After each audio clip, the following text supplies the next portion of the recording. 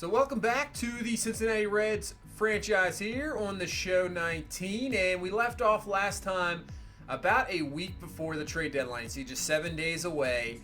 It was a decision: do we trade or do we not trade? Do we try to acquire more, prospects, talents that way? We don't really have a whole lot to give up, or do we just go ahead? We're 5.5 out of the wild card right now. The division, I would say, we're pretty much out of 100%.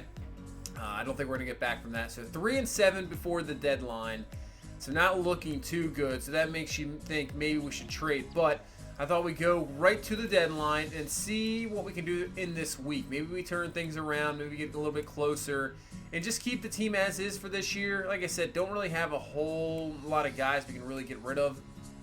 A few guys here and there that I'm not even sure what's going to really, bring us back. So as you can see, we win 4 straight right before the deadline, and now that puts us 2.5 out of the wild card. So with that, I'm thinking no trades, and we're just going to go with it here. We'll see what this team could do. We're going to go into the month of August, obviously with 2 months left, trying to find something interesting, a game to play. Obviously, I always try to switch it up, go to different ballparks, see different teams. Even, try to face off against better, talented teams. So I was thinking something like Seattle. Maybe the reason I didn't go to there is because obviously I was hoping to play in Seattle. So we'll take on the Miami Marlins, I think. Not a great team, 49-72, obviously, but it should be interesting to just see, another ballpark, different teams, things like that. As we still sit 5 back of the wild card. Well, the second wild card spot, as the Pirates were way ahead of us there. I don't think we'll catch them either.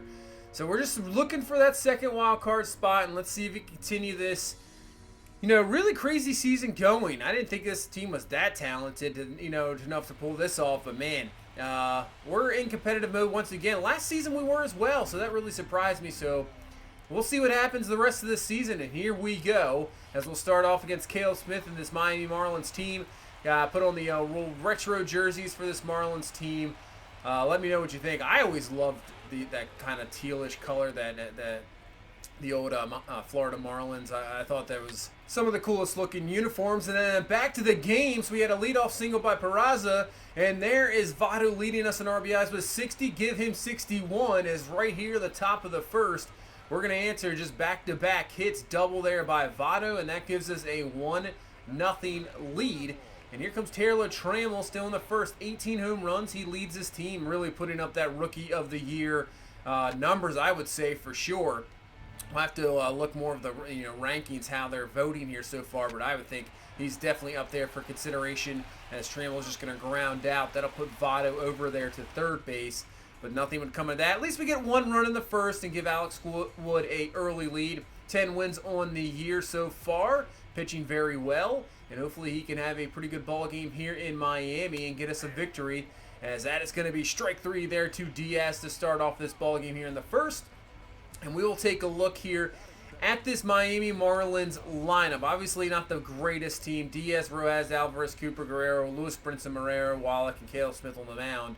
It says they're 12th in the NL, so they don't really do a whole lot. I would say they don't do a whole lot good or even that great, but hopefully we can get a victory. But you never know with these games, as that is a terrible throw there. That is going to be an E5 for sure, and that will be already a man in scoring position here. So with 1 out, they got a man in scoring position trying to just instantly tie this up, and that's what Alvarez is going to do right down the line. Fair ball. Winker over to get that one, and into second base. He will be in safe with a double. So the Marlins do exactly what we do here in the top of the first, and they answer right back, and it's tied up right away at 1-1. So here comes Guerrero. He's going to hit this one into center field. Trammell's got that one easily, so we'll get out of the first inning, but Miami answers right back with a run of their own, and we're tied up. And now we head into the second inning as J.P. Crawford getting a start here in this ball game. Not having the greatest season, obviously took him in the Rule 5 draft as he hits that one deep to the wall. That one will be caught, but keeping him on the roster, and then maybe he can turn into something here later down the line. Now somebody that has really turned into something here is Jesse Winker. He has had an unbelievable season. Still can't believe he didn't make the All-Star team. Just average RBIs, home runs. He is doing it all. he has turned into, like, I would say one of the best players on this team for sure. And he's very young. You got Trammell young, so this is definitely turning out. We got some young stars on this team, and that's hopefully what we're going to build in. And obviously a couple guys in the minors that maybe come up next year, and we get this team really young and really get this team going for sure. As Trammell can't get anything going there, ends the inning, still tied at 1, but Alex Wood still dealing with the strikeout there. And now on a man on first here with 1 down. He's going to get a ground ball, shortstop, 6-4-3, double play there to end the third.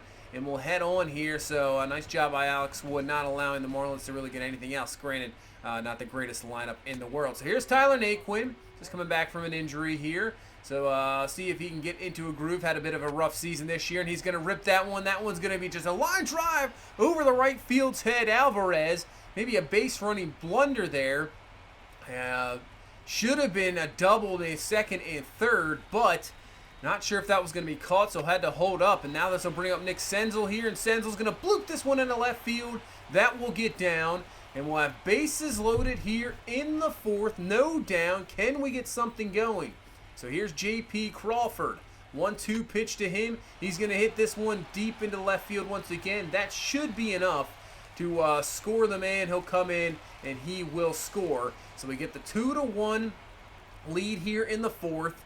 Still 2-1, 1 down, but obviously NL, here comes Alex Wood, the pitcher, so we'll just try to advance the guys over to second and third, and maybe a base hit gets a couple runs, but the bunt right back to the third baseman. Perfect play, almost turn 2, but Alex Wood just beats it out, and hopefully Jose Peraza can come in and rip a single here, or even better, to get that other run on the board. So pitch here, 2-1. He's going to ground this one, and that's going to be an exit play by the shortstop, and they're going to get the force out at second on Alex Wood. So bases loaded, no outs. We only come up with 1 run. Kind of a disappointment, that's for sure. So we'll head now to the 5th inning. Caleb Smith struggling a little bit, walks Winker there, and now we'll bring up Taylor Trammell. Struggled a little bit in this ball game, and as you can see, man, just when you think you get it going, you rip it right down the first base. Not only caught, but doubles up Winkler there for the out. Double play, ends the inning. So that's a bit of a disappointment. Luckily, Alex Wood is still dealing here in the 5th. Gets out of that. Still a 2-1 ball game. And in the 6th, he's got an 0-2 count here. And that will be a pop-up out for out number 3. So still 2-1 here as we'll head into the 7th. Really need to get this offense going. If you notice most of these games, I have to say, there's not many innings where we really get anything. A lot of the times it's, just digging along here trying, maybe pull out a run or two because we can't really seem to get much. And then you think you get something there with a crush by Peraza. And yeah, that's just a fly ball out. I was hoping a lot more. I thought that was going to be off the wall or more. Nope. Out number 1. So bring up Joey Votto, and Votto's trying to get something going. We have not get anything going here in the last few innings, as Votto will get a single there. So let's see if we can get a rally going here. So here comes Winker. 1 down, obviously Votto at first base. 0-1 pitch to him. That's a hanger. That's a rip, and that's going to get down there. So there we go. We got first and second here. No down. That'll bring up Taylor Trammell, who's had a bit of a rough ball game here so far, 0 for 3. Trying to turn that around as he holds up on that one there on the ball. So that'll be a 2-0 count here to Taylor Trammell. Can we get something going here? Maybe a gap shot, something. Base hit to get this one up to a 3-1 ball game. But even better, he crushes that one deep, and that one's way out of here. So give him 19 homers on the year, leading this Reds team. And if he could put up with 30, 35 homers, that would be what a rookie season there for Taylor Trammell, as absolutely just crushed that pitch right over in the middle of the plate, just hanging that one. Finally, he gets a cookie in this ball game, and we will take that 3-run homer now to put this up to a 5-1 lead. And the way Alex Wood is pitching here against this Marlins team, that should be enough. He's trying to get out of the 7th here as he's running out of juice. Only at 82 pitches, though. So I have to think about that. And that's Rip. Senzel's got that one. Actually, that's going to be, Nick Senzel there. Obviously with J.B. Crawford starting at second base. But gets out of that there. Probably going to be it for Alex Wood, only with 80-some pitches. But what a ball game he has pitched. 7 innings, only 1 run allowed. So we'll go to the bench here, get a pinch hitter going here in the 8th, trying to just continuously add on some more runs, and that's going to get down, and that is going to be trouble. Schebler on his way to second base. He's going to go for 3. Throw coming in here from Guerrero's going to be not in time, obviously, and Schebler gets himself a triple. Not really the guy you would thought will get a triple, but there you go. We got a man on third with nobody down. So here comes Jose Peraza. He's going to hit this one off a 1-0 count. That will get down, and that will be another run on the board, so put it up to 6-1. And the way the Miami Marlins team is right now, I think we got plenty of runs on the board here to get this self and get a victory out of here.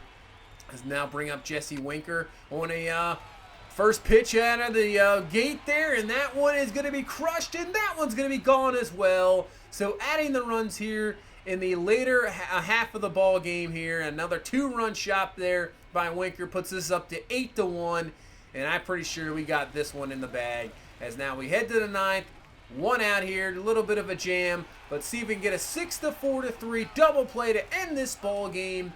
As the Marlins did just add 1 at the end, but still 8-2 the final score here in Miami. Another victory, and we're going to have to take advantage, obviously, against these lesser teams to pick up these victories, because down the stretch it is a tough schedule. We have a tough division, obviously. So many teams in the race. I believe, think about the Pirates right there at the top of the wild card, Cardinals, Cubs. There's so many teams there that we're going to have to face down the stretch that it's going to be tough, and we need every victory we can get just to stay in this wild card race. And but it's going to be fun. It's going to be fun to see what this team can do down the stretch, and maybe surprise some people. All we have to do is just get into that one game, and you never know what can happen from there. So never thought this second season would turn into this. Really thought this was just going to be a quick season, get rid of it, and keep going on. But, man, this has turned into a lot better than I thought. And maybe this team showed a little bit more grit, and it just can get better. I think it only gets better from here with, obviously, more younger guys down below. So I can't wait to continue this, and it should be fun. But that's going to do it for this one. Thank you guys so much for all the support. You are awesome. If you please leave a like, comment, and subscribe. I will see you in the next one. You guys have a good one. Bye-bye.